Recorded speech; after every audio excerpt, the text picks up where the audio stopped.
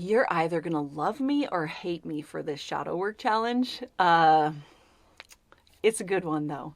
Okay, so as we are beginning to explore our relationship with making plans, with our relationship with looking at how we are responsible for our plans not coming to fruition, right? How are we standing in our own way? And one really interesting one like big game changer for me was bringing my attention to my expectations, right?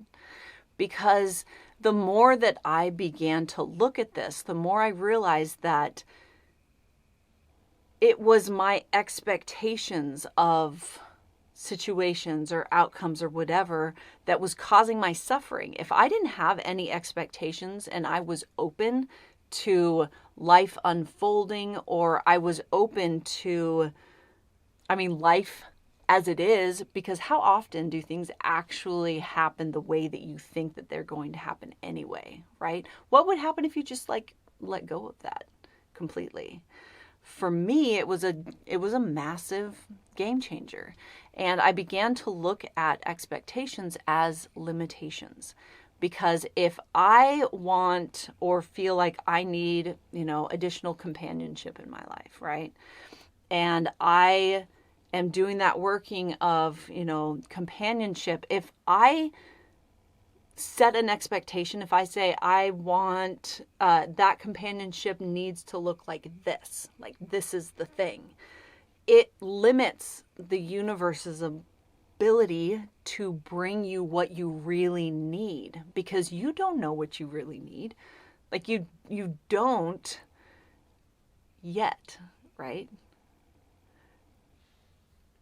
We think we know what we need, but when we crystallize it too much, it puts limitations on how it's going to show up in your life. And so, let's look at your relationship with expectations. What would happen if you just allowed life to unfold and kind of adjusted accordingly? I want to hear about what your experience is with this.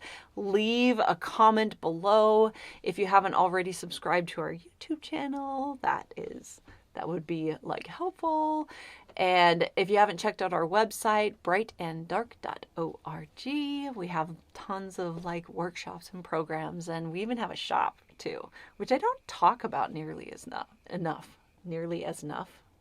I don't talk about it nearly as much as I would like to, because it's awesome. But yeah, I am totally going on a side quest. Anyway, have a great week, and I'll talk to you next week. Bye.